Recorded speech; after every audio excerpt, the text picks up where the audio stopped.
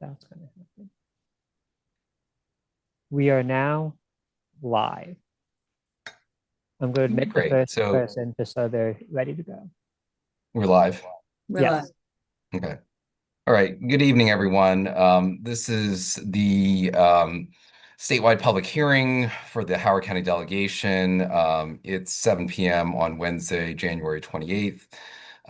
Happy to have this meeting tonight to be able to hear from the public, from Howard County residents about any statewide bill. So I know we've had a hearing on local bills earlier, and this is an opportunity for residents to testify on any statewide bill. The rules are the same, where if you're testifying on one bill, we give you 3 minutes. If you're testifying on multiple bills, you have 5 minutes to testify on all the bills that you want to provide input on.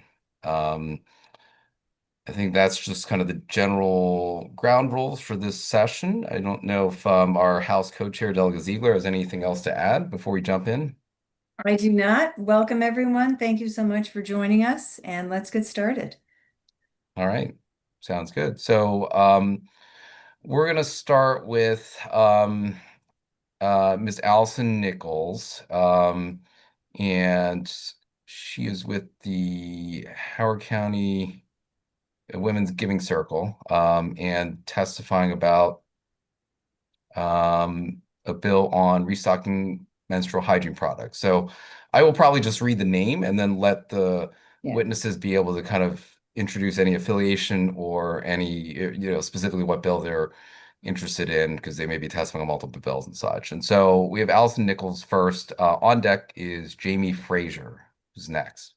So Ms. Nichols, if you're on, you can go ahead. You have 3 minutes, and our delegation administrator will keep time, I think, right, Lisa? Yeah, there should Okay. be a timer that will appear. All right. Sounds good. Go ahead. Good evening. My name is Allison Nichols, and I am a Howard County High School student. I am also an intern with the Women's Giving Circle of Howard County, where we advocate for menstrual health and period poverty awareness. Because of this work and my own experience as a student, I'm here today in strong support of the Howard County sponsored bill addressing the menstrual hygiene products in public schools and institutions of higher education. Imagine you are sitting in class and suddenly you realize you don't have access to period products. You still have lessons to focus on, assignments to complete, and a full day ahead of you. But now you're distracted, uncomfortable, and anxious. For many students, this is not just a hypothetical situation, it is something they experience during the school day. Access to period products is important because periods are a normal part of life, yet not everyone is able to get what they need at school. When students don't have access to menstrual products, they can feel stressed, embarrassed, or distracted. Some students may miss class or leave early, which directly affects their learning and participation. This issue is more common than many people think. According to the Journal of Global Health Economics and Policy, 23% of teenagers in the United States struggle to afford period products, and 62% report that they rarely or never find free period products in public bathrooms. These numbers show that a lack of access is not rare, it is widespread. It is a widespread problem affecting students every day. These bills are important because access to menstrual hygiene products is directly connected to educational success, dignity, and equity. When access is unreliable, it creates unnecessary barriers for students in learning environments. The public school bill matters because it ensures that menstrual product dispensers in school bathrooms are not just installed but regularly restocked. Empty dispensers don't help students when they need them most. Consistent access allows students to stay in class and focus on learning instead of worrying about their period. The higher education bill is also important because it requires institutions of higher education to provide menstrual hygiene products for free in all restrooms by August 1st, 2028. This helps ensure access is consistent and that menstrual hygiene products are treated as basic necessities and educational spaces. Together, these bills help to create a more fair and supportive environment for students. No one should be held back in school because of something they can't control. Providing menstrual hygiene products shows that schools and institutions care about their students' health and dignity and ability to learn. For these reasons, I respectfully urge strong support for these bills. Thank you for your time. Thank you very much. All right, next up we have Jamie Fraser.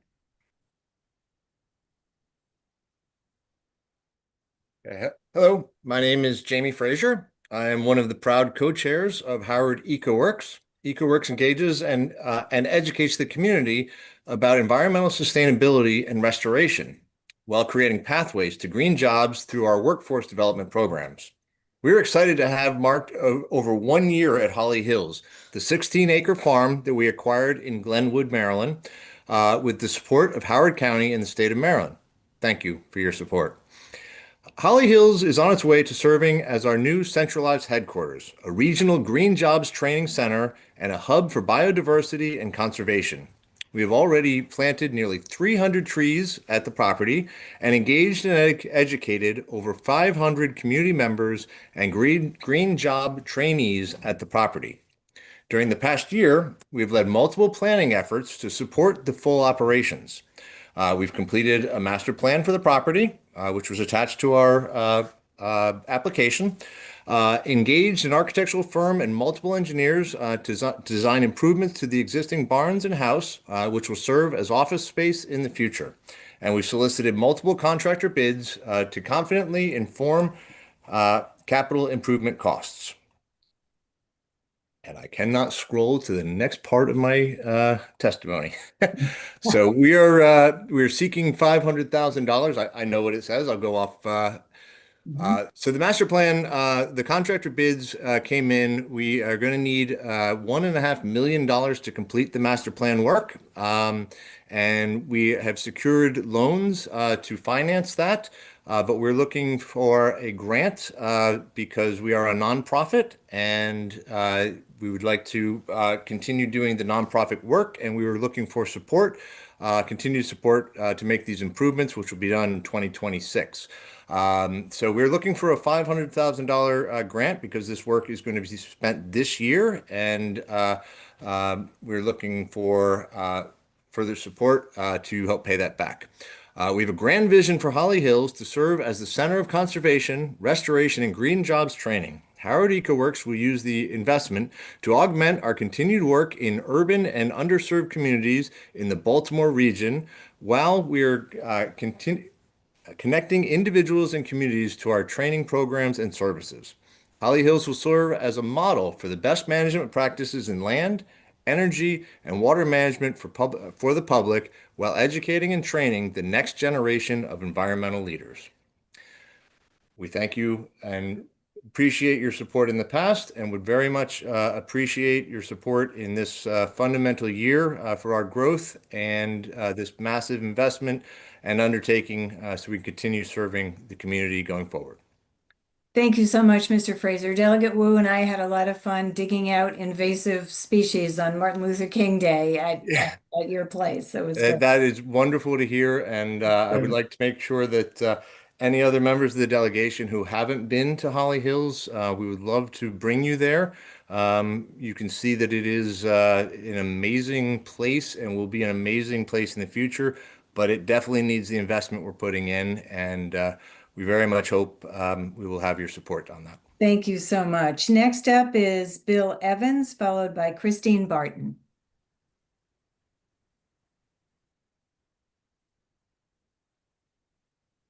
Can you hear me?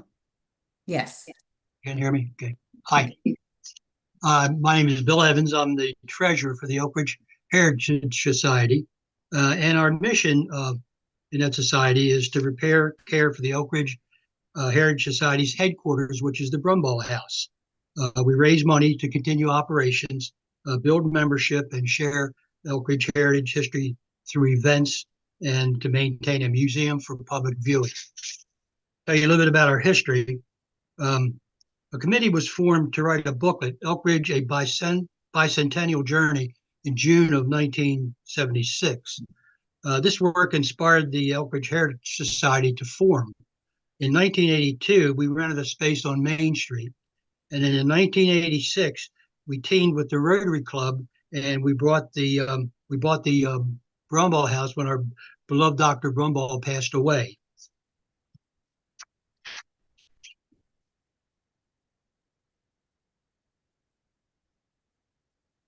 In June, a deed in 2011 The Rotary Club conveyed the house to the Elk Ridge Heritage Society, so we now own the house in its total.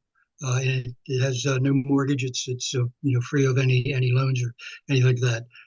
The Elk Ridge Heritage Society, we collect artifacts and documents, and it has grown through those years, except when COVID hit. When COVID hit, the house was neglected for 2 to 3 years, and we had some serious water damage through a roof leak and upstairs bathroom leak. When we took over, the new board took over in August of 2023, and when we filed a claim for that, the insurance company canceled us. So there we were with all this damage and had nowhere to go. We were able to contact Executive Ball, and he gave us an emergency grant of $20,000, which we put into the house, which was able to get us our insurance. Once they saw we did those repairs, they gave us our insurance. In 2023, in 2024, Executive Ball then again was able to give us a grant from Pay and Go for $100,000. With the help of the other grants, we decided to open a museum free of all to visit to provide education in Elk Ridge history. Now you can't see my slides, but what we did, the next couple of slides I sent in the presentation on this, but Dr. Brumbaugh's office, through the roof water damage, the ceiling had caved in, and it was a complete disarray. So we went in and we put a new ceiling in, completely patched and painted all the walls, and the floor, had all his furniture and equipment renovated. Mr. Evans, I'm sorry, we are at time, but I see that Christine Barton will be testifying on the same issue. Okay. Followed by Alice Song. Christine? I'm sorry, sir. Want me to turn it over to her? Yes, please. Okay. Then I end. I should end. Yes, I'm sorry. We have the time. That's fine. Just I didn't know she. yeah. Just miscommunication with us. Okay. So I'll go ahead and I'm going to just close out. Correct? Okay. Yes, if you would, please, that would be bye. great. Thank you. Yes, ma'am. Okay. Christine, are you here? Yes, I'm here. Great. As Bill was saying, we did all this renovation on the house, and our goal was to open a museum. And so I was going to start by saying the Elk Ridge Heritage Society opened the museum to educate people on the vibrant history of Elk Ridge. Elk Ridge is often misunderstood, and people tend to think of Route 1 and the businesses there and the motorcycle bar, Daniel's Family Restaurant. And those businesses are very important, but there's so much more to Elk Ridge than meets the eye. And so, there's the impressive Thomas Viaduct, Belmont, Rockburn Park, which has the Pfeiffer Corner Schoolhouse and Clover Hill Mansion, and all kinds of cool stuff is around. And our particular of interest to us is the Brumbaugh House with our museum in it now. So now we're trying to support this museum. As Bill was saying, we did all these renovations on the first floor. We repaired all the plaster. We finished all the floors. They're just beautiful. So we're very excited about that. And now we need to go the next step, keep adding to our museum, keep adding displays. We get mini grants and things like that to help us create these displays. But we still have capital projects. We need to paint the whole house at some point. Some of our windows leak when there's a very heavy rain, and we need to get to the bottom of that. And the windows are new, they're more modern, so they shouldn't be leaking. So we may have a siding issue. So things like that, we could really use support. We need landscaping. We have water coming in the basement, and we have a lot of projects we want to do. We would like to set up a train garden because we think that would bring a lot of people. We're applying for a grant for that, but the long shot. And just the day-to-day costs of running a museum with our electric bills are higher now. We have air conditioning now, which we didn't have before, and things like that. So that's why we're asking for support. Wonderful. Thank you for your testimony. Next up is Alice Song, and Alice will be followed by Shiliang Stephen Zhang. Okay. Good evening. So I'm a sixth grader from Burley Manor Middle School. Thank you for giving me the opportunity to speak today. I'm here to express my strong support for the Howard County Chinese School Expansion for Cultural and Educational Enrichment Legislative Bond Initiative. So I have been attending Howard County Chinese School for 8 years, starting when I was just 4 years old. So for most of my life, HCCS has been a place where I learn, grow, and feel connected to my community. It is more than just a weekend school to me. It's a second home that has shaped who I am today. At HCCS, I have taken advanced math classes that challenge me to think critically and push myself beyond my grade level. And I have also participated in STEM programs such as the First Tech Challenge or FTC. So FTC helped me branch out socially, strengthen friendships, and gain confidence. We have 2 First LEGO League or FLO preparatory classes, 5 FLO competition teams, and 4 FTC teams, which serves more than 150 students. They serve more than just Chinese students as they encompass the entire region of Maryland. In addition, I also participate in Toastmasters, which has helped me become a more confident communicator and leader, as they allowed me to speak with you today. Beyond academics, HCCS offers many cultural enrichment opportunities that are equally important. Students can participate in Chinese folk dance, traditional Chinese martial arts, and meaningful cultural celebrations, such as the Mid-Autumn Festival, the Lunar New Year Gala, and China Day. These programs help students understand their heritage, celebrate diversity, and build a strong sense of identity and community. The support of this legislative bond initiative would have a direct and powerful impact on HCCS. State funding would allow the school to expand and improve its facilities, create safer and more modern classrooms, and provide the equipment necessary to support advanced STEM education and cultural programs. This state legislation is especially important because it represents a long-term investment in education, cultural preservation, and community enrichment. By supporting this initiative, the state is recognizing the value of diverse educational programs. The impact of this legislation will benefit not only current students like me, but also future generations that will walk through HCCS doors.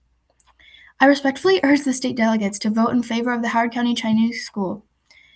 Your support will strengthen our school, empower students, and enrich our community. Thank you very much for your time, attention, and consideration.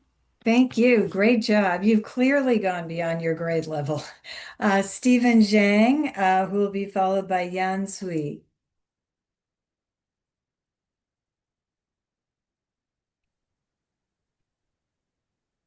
Can you hear me? I can hear you. We can hear you. Hi, good evening. My name is Shiliang Stephen Zhang, and I'm a robotic coach at the Howard County Chinese School. Thank you for giving me the opportunity to speak today in strong support of the Howard County Chinese School expansion for cultural and educational enrichment legislative bond initiative. I've been coaching robotics for 9 years. 2 years ago, I was honored to receive the Maryland State Best Coach Award, an achievement I share with my students, families, and the school community that has continuously supported STEM education. Over the past 11 years, our robotic teams have earned more than 60 awards at state tournaments. Several teams have advanced to national and world robotics championship competitions, bringing home multiple awards and recognition for our state and our community. This year, I'm leading a growing robotic program that includes 11 classes and teams. In the past few weeks, 6 teams have completed qualifier tournaments, and every single one advanced to state or regional competitions. 3 more teams will have qualified competitions this coming weekend. However, our success has outgrown our current facilities. Our robotics teams rely on the school's space for weekly practice. It is common for multiple teams to face scheduling conflicts. In spite of these limitations, we have done our best to overcome challenges.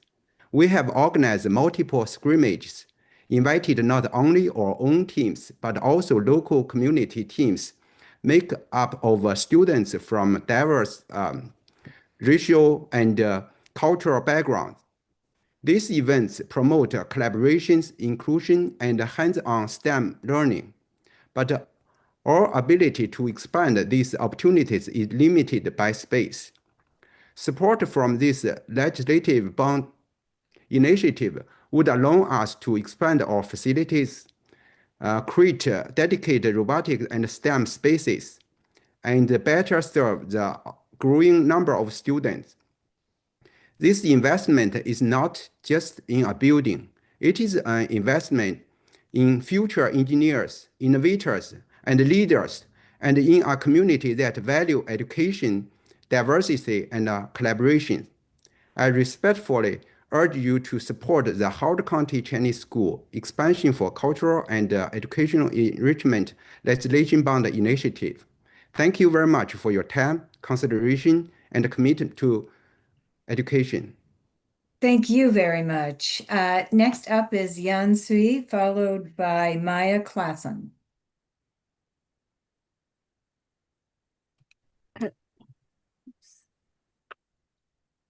Hello. Hello, we can hear you. All right. Thank you. So good evening, Chair, Vice Chair, Senators, delegates, and the members of Howard County State Delegations. My name is Yan Sui. I'm a longtime parent and the current PTA president of Howard County Chinese School.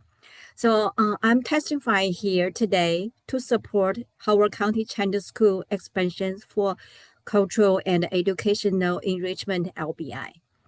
My two children both started in the program when they were 4 years old, and over the years, it provided my family with so many opportunities for growth. As a beneficiary of the school's programs and now as a volunteer, I have witnessed firsthand impact on students, family, and the broader community through our services. Tonight, I would like to speak briefly about the importance of the Howard County Chinese School, its contribution to the community, and why state support in 2026 is vital for us to keep going. Howard County Chinese School is one of the most significant Asian American cultural institutions in Howard County. For almost 30 years, the school's programs have facilitated cultural education, language learning, and cross-cultural understanding. As Maryland's AAP high population continue to grow, institutions like ours play a very, very important role in strengthening cultural literacy, supporting immigrant families, and fostering a sense of belonging for the next generation. These programs are widely appreciated by students, parents, and families, and residents across Howard County. As our influence grows and the students' needs increase, we face significant limitation in space, equipment, and facility resources. Many of our planned programs, especially those that would expand cultural education, youth leadership development, and community engagement, cannot move forward without improved infrastructure. Youth support will not only help Howard County Chinese School continue its mission, but also will empower us to continue even more to the cultural, educational, and the civic life of Howard County and the state of Maryland. Your time, consideration, and efforts are always appreciated. Thank you. Thank you so much. Next up, we have Maya Klassen, followed by Anahita Chowdhury. Hello, good evening. My name is Maya, and I'm a Columbia resident as well as a representative of Bike Maryland. Bike Maryland is a statewide biking advocacy organization with over 200 paying members, as well as thousands of other advocate contacts. And we are in favor of Howard County 9-26 speed monitoring systems expansion of authorization, which would make Howard County's roadways safer for all who walk, bike, roll, and drive. So roadway safety is a paramount transportation concern, especially for vulnerable road users such as pedestrians, cyclists, the elderly, people with disabilities, and school children. This is especially important in residential areas and school zones. I will say I myself have had close calls with speeding drivers on Columbia area roadways. Automated traffic enforcement is an effective tool for changing behavior and reducing crashes, which can result in fatalities and serious injuries to all road users. The Federal Highway Administration recognizes speed safety cameras as a proven safety countermeasure, and fixed cameras can reduce injury crashes on urban arterials by up to 47%. Enacting this bill will only bring us closer to the state's goal of 0 crash fatalities by 2030. And it's important that we implement the speed monitoring, which is already law in Anne Arundel, Prince George's, and Montgomery counties. Thank you for your time and consideration. Thank you very much for your testimony. Anahita, and then next up will be Ben Schmidt. Good evening, Chair, Vice Chair, and distinguished members of the Howard County State Delegation. My name is Anahita Goa-Chaudhry, and I'm a sophomore at Mount Hebron High School, and I'm speaking in support of Howard County 5-26 in lowering the voting age to 16 years. 16 is often shown as a threshold year in coming-of-age films, a year of growth, intensity, and awakening. But outside of movies, 16 isn't just symbolic. It's an age of a lot of responsibilities. At 16, we have many adult responsibilities. We work jobs such as with the Howard County Parks and Recs. We drive, trusted with public safety every time we get behind the wheel. We care for our siblings and other people's kids when we babysit. We translate for our parents, or we help support our households. We're expected to plan our futures, follow laws, and take accountability for all our actions. Yet when decisions are made about school funding, transportation, environmental policy, or public safety that shape our daily lives, 16-year-olds are excluded from the conversation. This isn't because we're disengaged. In fact, research shows the opposite. According to the Center for Information and Research on Civic Learning and Engagement in 2020, young people who vote early are significantly more likely to remain lifelong voters. Civic education is strongest in high school when students are actively learning how government works.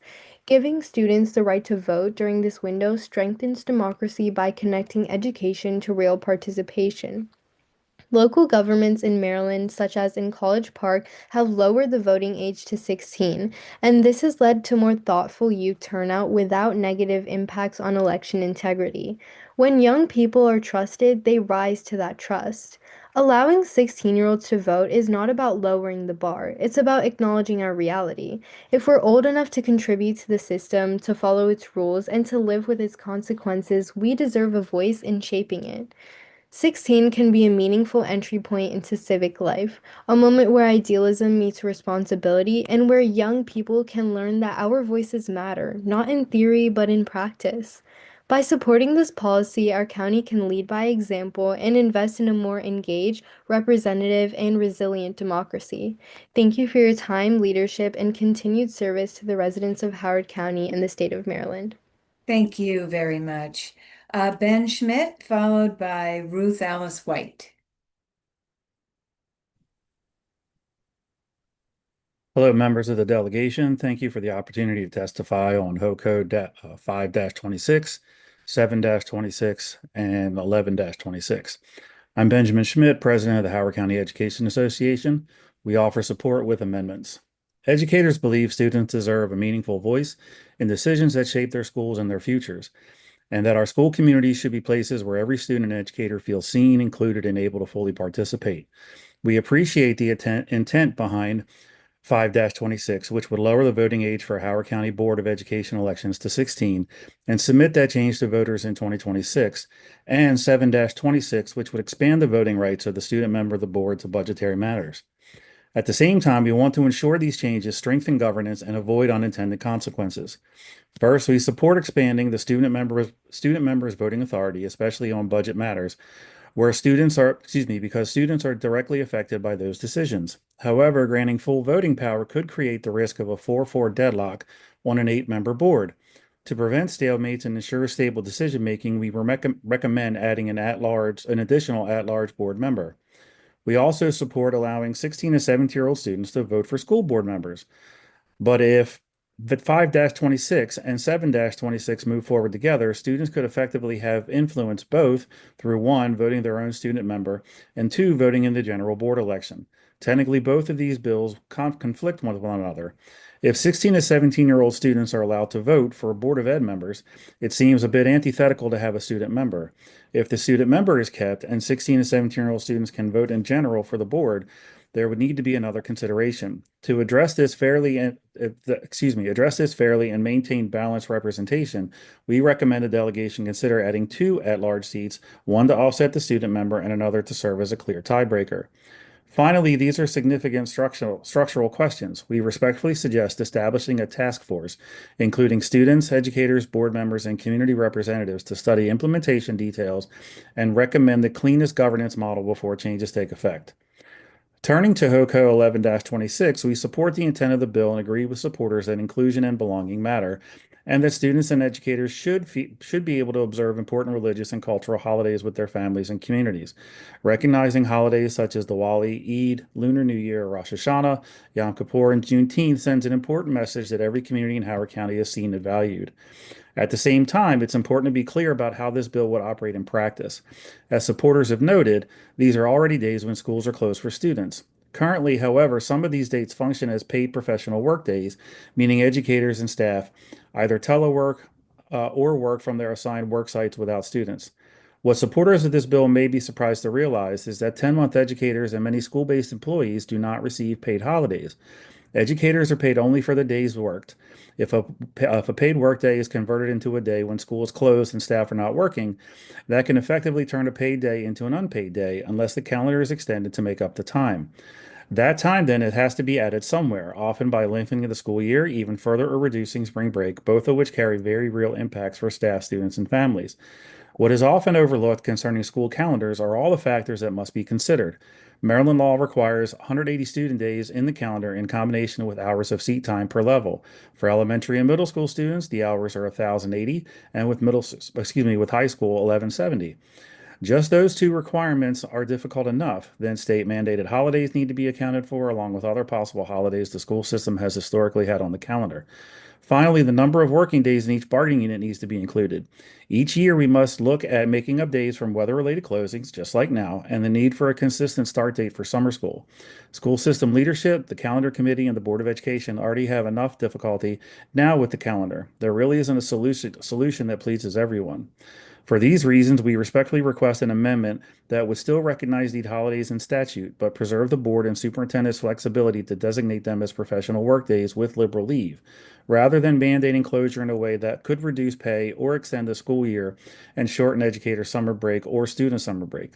With these amendments, we can expand student voice, strengthen governance, and honor inclusion while protecting educators' working conditions and maintaining calendar stability. Thank you. Thank you very much. Okay, next is Ruth Alice White, who will be followed by Peter Alexander. Thank you for the opportunity. I'm testifying here on behalf of HOCO Climate Action, a countywide grassroots organization with 1,400 subscribers and working with statewide groups like the Climate Justice Wing and the Maryland Legislative Coalition. Specifically, we've been working recently in Howard County on promoting building electrification. We're also supporting statewide bills, and we'll send copies of fact sheets and the bill numbers for those that we have so far and as we get them. I'd like to point out that, as we all know, the legislature will be focusing on the increasing utility rates for people in Maryland, and we support legislation that increases in-state solar and battery storage. To address this, bills that strengthen grid reliability with grid enhancing technologies, and also bills that protect ratepayers from the projected build out of hyperscale data centers. Specifically, first, we urge your support for the Affordable Solar Act. This will make solar This will provide incentives for more solar generation in Maryland and also supports a new portable solar option called balcony solar. New technology that will help people in apartments and everywhere. New transmission lines, we know, increase electricity delivery cost. So a bill on grid enhancing advanced transmission technologies will save these costs by improving the efficiency of existing lines, transmission lines, so we don't have to build new ones. Another way to save on the skyrocketing bills is to increase the oversight of utilities and hold them accountable for outrageous spending. Bill HB1 will cap executive pay that is charged to ratepayers for utility executives. And another one, HB 509, limits utility campaign contributions. In addition to supporting bills, we will be playing defense, supporting projected bad policy. Exelon is potentially asking for re-regulation in Maryland that will allow it to own and build new transmission. They have not shown that they can do this faster or better than others, but they are eager to expand the scope of what they can charge ratepayers by doing the build out themselves. Another key budget issue is protecting Maryland's Strategic Energy Investment Fund, which has been used, which is designated to address the deepening climate crisis and help Marylanders with their with making energy cleaner and more affordable. But it's been diverted for other uses in the last year, and one of the uses was to give all households a small amount. The administration is also putting this in a bill this year to give every household in Maryland $40. This is trivial for upper and middle class and higher households, and we think that if there's a compromise, it should be definitely to make a significant amount available to low-income households. And finally, there's some bills on data centers not yet submitted that we will be supporting. One important one is the demand response bill, so that if we're in danger of a blackout, that data centers power down in order to protect the public and public resources. Seems critical. But there are a number of other bills coming. And again, we thank you for the opportunity to share highlight some of our priorities, and we'll send more information as we have it on the bills. Thank you. Thank you very much. Okay, next up is Peter Alexander, followed by Lisa Markowitz.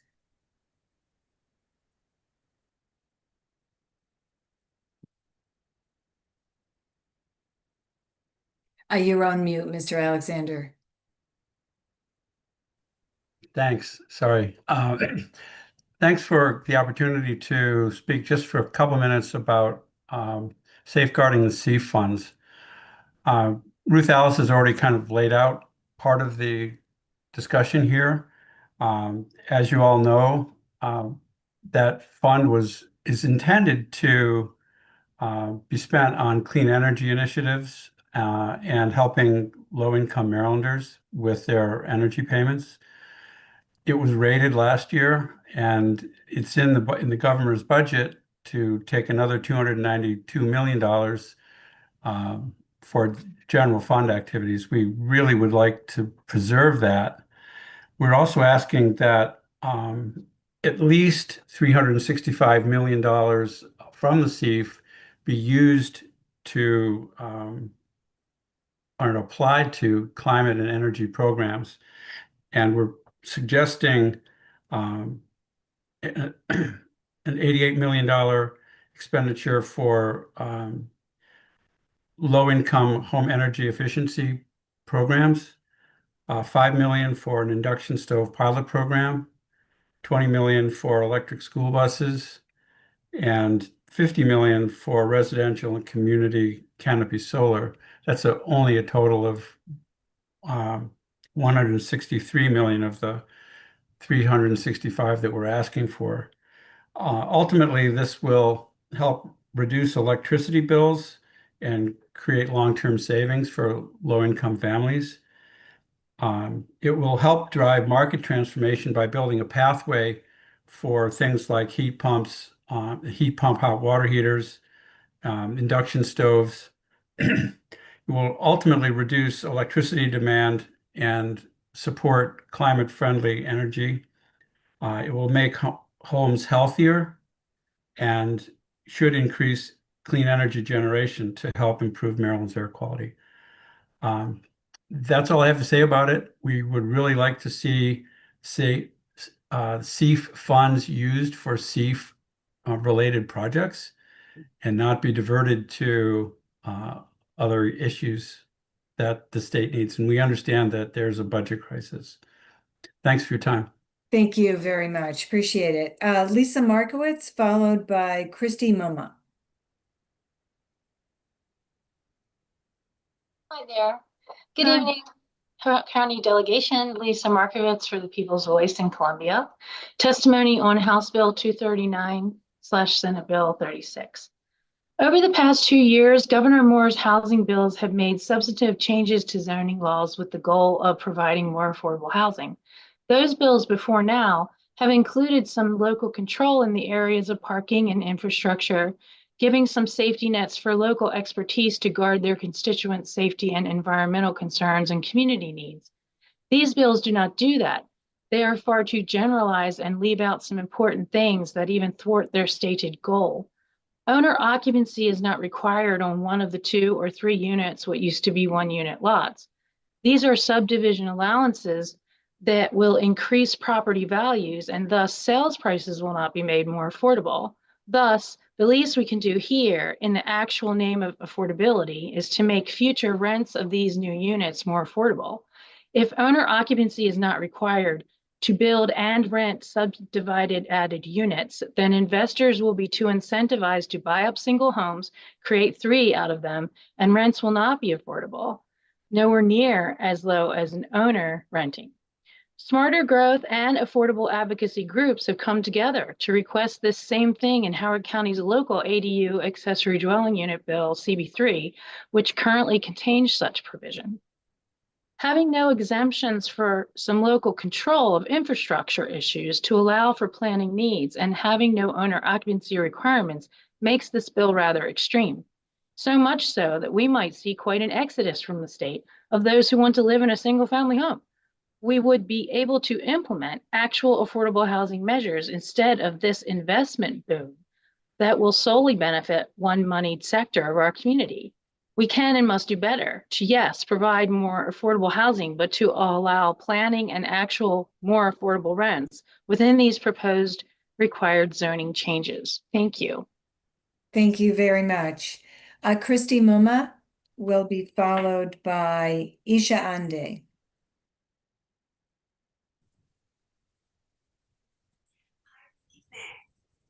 Go right ahead. Thank you. Good evening, chairs and members of the delegation. My name is Christy Moma, and I'm here today representing the Howard County Citizens Association. And since 1961, HCCA has advocated for the interests of Howard County residents, focusing on orderly growth, preservation of community character, and the maintenance of our high quality of life through sound land use planning. HCCA strongly opposes HB 239, SB 36. While we recognize the state's desire to address housing affordability, this Starter and Silver Homes Act is a direct assault on local home rule, an assault on single family home zoning, an assault on the ability of Howard County citizens to have a voice in their own communities and how they evolve, and frankly, an assault on common sense. This bypasses local ATFO standards. And for decades, Howard County has utilized our adequate public facilities ordinances to ensure that the pace of residential growth does not outstrip our infrastructure. These bills effectively bypass these local safeguards by mandating density and prohibiting local zoning controls on lot size and setbacks. By forcing density into established neighborhoods without requiring infrastructure tests our residents rely on, this bill risks overwhelming our schools, water, road, sewer, fire, and other key resources. Adding density by right under state mandate would make it impossible for the county to plan for new student seats, not to mention fund them.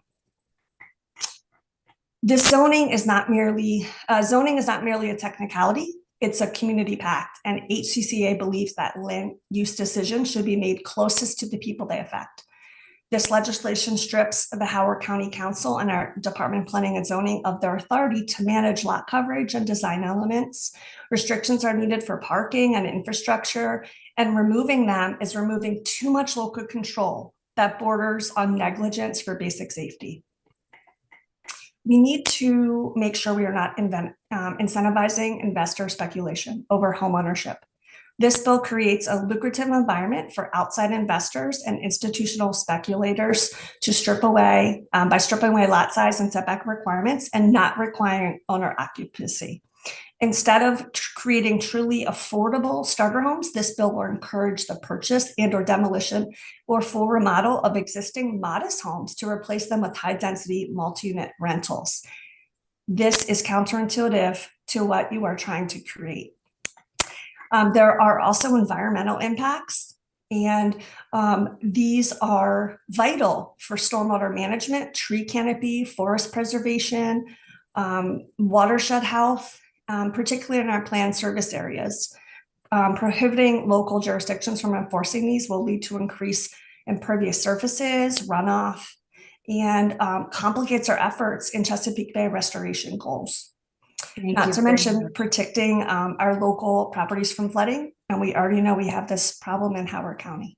Thank you so much. I appreciate your testimony. I'm sorry we're at time. I appreciate it. Thank you. Absolutely. Isha Ande, and please correct me if I'm mispronouncing your name, followed by Brent Lovelace. Hi, can you hear me? Yes. Okay. Go right ahead.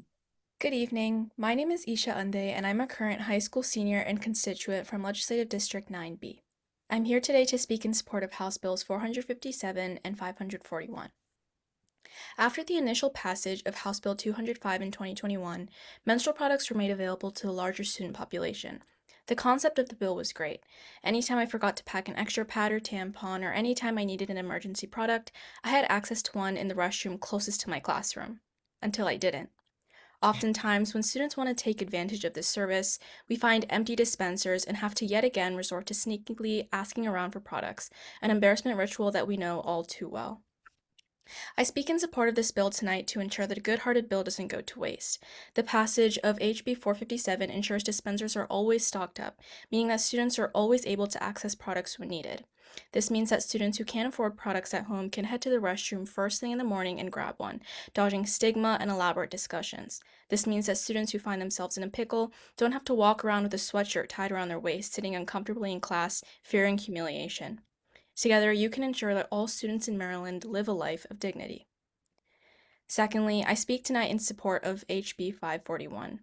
As a rising college freshman this coming fall, I hope that these same protections I have as a high schooler also pertain to my future.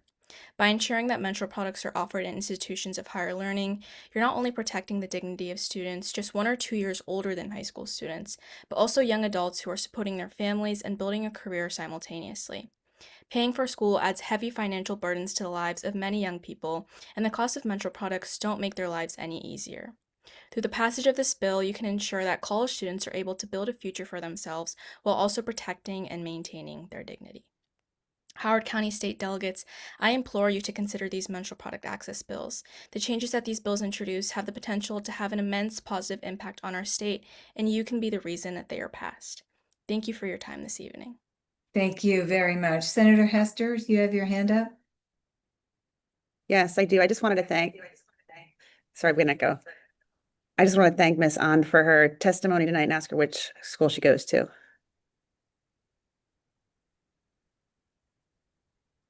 You're on mute.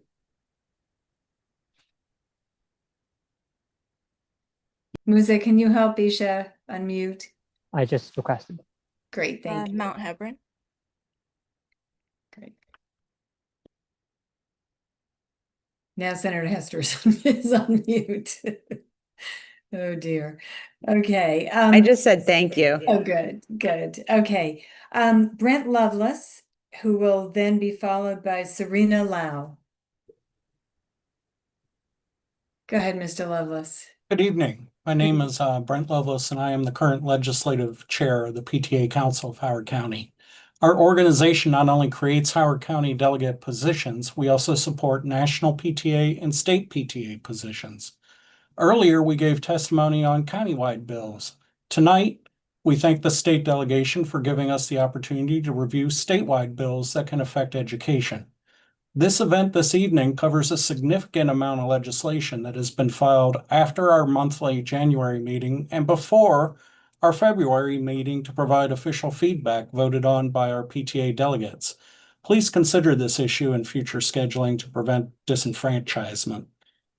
Bills of interest to our membership include multiple land use and density and enrollment growth initiatives that may impact or exempt comprehensive capacity mitigation, such as State Bill 31, State Bill 36, House Bill 548, House Bill 337, House Bill 64, and the classroom size impacts of House Bill 473. We are following major operating topics such as school start time changes in State Bill 103, House Bill 128, House Bill 160, and House Bill 163, cell use, particularly keeping an eye on Board of Ed representation determined by House Bill 140 and Ethics Bill SB 144. Items of interest beyond traditional K through 12 include specifics of House Bill 29, post-college readiness. Safety is a major consideration to all our members, and we are focused on State Bill 71, State Bill 158, House Bill 395, House Bill 73, House Bill 76, House Bill 110, and classroom monitoring in State Bill 51. Ultimately, the budget enables or hampers education efforts, including Blueprint. Our membership is monitoring House Bill 78 and revenue sources from House Bill 73. The proposed Maintenance of Effort Modernization Act process in Article 5235, incorporating the inflation adjustment in Article 5-201, would be an incremental improvement along with other means of adjusting for inflation with the expectation that the county's per pupil education funding increases proportionately. PTAC has created positions on specific county bills and has broad positions impacting statewide bills. Additional positions may be taken by our membership with an understanding of the limited time frame available. PTAC looks forward for the opportunity to support positions and amend education bills for improvement or to make sure they do no harm. Good evening. Thank you very much. Delegate Terrassa, you had your hand up. Yeah, thank you, Madam Chair. Thank you, Mr. Lovelace. That is a lot. Those are a lot of bills you covered. I don't know if you sent that in already, but if not, could you please send in PTAC's testimony so that we can take a closer look at that? We certainly will, and our general meeting is Monday, and we will be reviewing this as part of our general meeting feedback. So you'll be seeing things coming out of that, more of an official nature than general support. Thank you. I appreciate it. Thank you. Serena Lau is up next, followed by Ruth White. Actually, Ruth White, I believe, already testified. Yes, I'm sorry. I think we have your name down twice. So it will be Serena Lau, followed by Joel Hurwitz. Yes, good evening, everyone. Thank you for this opportunity to testify. I am involved in several advocacy groups that are focused on prison reform, but my proximity to the system is really through my loved one or partner who served 37 years in Maryland state prisons for a crime committed at the age of 16. So tonight I will be touching on 4 bills. The first is SB 323 or HB 409. That's the Youth Charging Reform Act. This is really about reducing the instances in which a child can be automatically charged as an adult without a prior hearing. Right now, what's happening is children are being unnecessarily kept in the adult system when 85% of those cases are dismissed or go back down to the juvenile court anyway. And this is wasting a lot of money for the state. I think the estimated savings from passing this bill are $17 to $19 million per year. And children are not getting the services that they need. They're not being given opportunities for programming or any meaningful engagement while they're held in there. So yes. Then the next bill is HB 22. I want to thank Delegates Hill, Terrassa, and Wu for co-sponsoring this bill. This is regarding making sure that incarcerated individuals have their IDs and driver's licenses upon their release. I think it's a great bill. It's much needed. My only suggestion with this bill is it says that there are 6 months prior to someone's release that the facility should start gathering what's necessary to begin that process. And I think changing that to 1 year is a more appropriate timeline, knowing the delays that come with the system, working with state agencies and allowing for that buffer time so that we can ensure these individuals do have what they need upon their release. I know from personal experience, I've been driving my partner to the MVA, and Social Security is taking a lot of time for me. So making sure they have that is really important.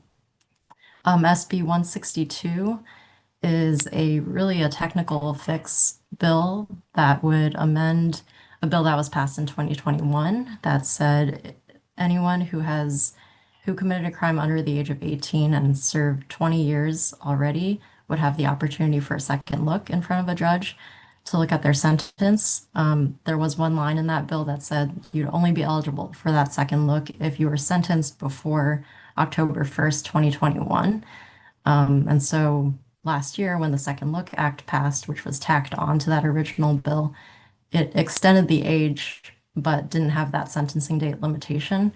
So now we have an inconsistent bill, largely where today, if like a 24-year-old and a 15-year-old were co-defendants in a serious crime, the 24-year-old would have that opportunity for a second look in 20 years, whereas the 15-year-old would not. And so that is a simple bill that should be passed this year.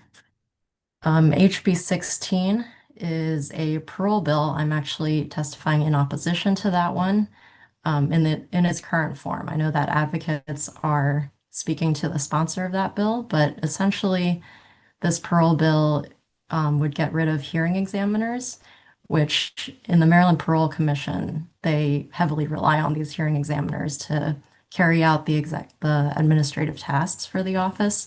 And they already have a huge backlog of cases to look through for parole that doing this would really overhaul the whole system and upend any kind of functioning that they have right now. This bill, I believe, was pushed forward by a national organization that is really trying to just get Maryland to be aligned with other states without understanding the nuances of Maryland's parole system. And so we do have a lot of parole advocates who are in communication with the bill sponsor about that, but in its current form, it would be disastrous and detrimental to the current parole system. I'd be happy to talk with any of you at any point about any of these bills or other criminal justice related bills.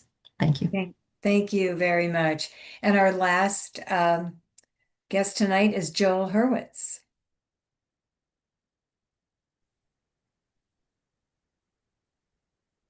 Can you hear me? We can hear you. I thought this would be a bigger crowd. Good evening, Chair Ziegler, members of the delegation. My name is Joel Hurwitz. First, HOCO 1326, Howard County Sheriff and State's Attorney compensation. Very, very unfavorable because this bill is very, very unconstitutional. There are numerous constitutional and practical issues with the bill. Ironically, while the bill purports to comply with Article 3, Section 35 of the Constitution, it violates it repeatedly. At the end of last year, the preliminary recommendation of the Howard County Compensation Review Commission would have tied compensation to the of the council members and the county executive to the COLA for the general county government employees. Senior Assistant County Solicitor Amanda Myhill properly concluded that this would violate Article 3, Section 35, and her legal opinion email, which I had released, I'm going to read from large parts of. She said, Article 3, Section 35 of the Maryland Constitution prohibits the salary or compensation of any public officer from being increased or diminished during the officer's term of office.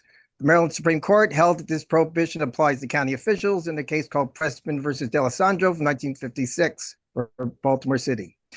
The court stated that the provision was intended to prevent a public officer from using his office for the purpose of putting pressure upon the General Assembly or other authorized agency to award him additional compensation, and on the other hand, to prevent the General Assembly or other agency from putting pressure on a public officer by offering him increased compensation or threatening a decrease thereof. She also cited the case of Comptroller State versus Klein from 1958. Most importantly is the case Marshall versus Director of Finance for Prince George's County from 1982, where the court dealt with a midterm salary increase for the state's attorney, which she said was similar, not identical, to the compensation's proposed COLA recommendation. Mr. Marshall was elected state's attorney in November 1978 for a term starting in January 1979. The statute provided compensation to the state's attorney, provided that the state's attorney's salary be equal to the salary of the circuit judges of several courts of the judicial circuits. In 1980, the circuit judges received a salary increase, which resulted in a midterm salary increase for Mr. Marshall. In holding the salary increase unlawful, the court said that the raise in salary for Mr. Marshall received was a result, although indirect, of legislation enacted during his term of office. While the record does not suggest that the legislative action resulted from pressure of any source, nevertheless, the salary increase Mr. Marshall received violated both the spirit and the letter of Article 3, Section 35. And she concluded that the recommendation of the preliminary, the COLA for the county, was unlawful. Similarly, the HOCO 1326 scheme with annual adjustments, this is me speaking, are far worse than what the court struck down in Marshall, where the court concluded that we hold, therefore, that where a public officer's salaries increase directly or indirectly by legislation enacted during his term of office, there's a violation of the Constitution. As with the unconstitutional COLA scheme, the county council will have control over the pay plan and pay scales for the police chief and the county solicitor. Furthermore, that Howard County Inspector General has formally agreed that the sheriff and the state's attorney's salaries are unconstitutional. Practical problems are that the language of the bill seems to tie the compensation to the individuals holding the positions of police chief or county solicitor and not to the pay scale for the job. If the incumbent is replaced, the salary could go up or down. And how is it measured? At the beginning of the year or after one can determine what the police chief or solicitor was paid? Turning to the policy of the sheriff's salary, I don't believe that he should get a salary equal to the police chief. The Howard County Police Department has 509 sworn officers and 236 full-time civilians. The sheriff's office has 6 limited responsibilities. According to online, Chief Durr made $265,000 plus in 2024. This would make the sheriff the highest paid sheriff in the state. And even based on the minimum salary reported online of $152,443, the sheriff would make more than all but 8 counties. And of those, Baltimore City, Montgomery County, Prince George's, like Howard, have county police, and thus the sheriff has limited law enforcement responsibilities. So he shouldn't get paid that much. I'm running out of time, but I endorse what people said about the Starter and Silver Homes Act. I have concerns about that. I have concerns about the 16-year-old voting, whether the election system can have any problems processing that. HOCO 7, the SMOB voting, person testified last time, came to the same conclusions I did, and I thank you, Delegate Ziegler, for redrafting that.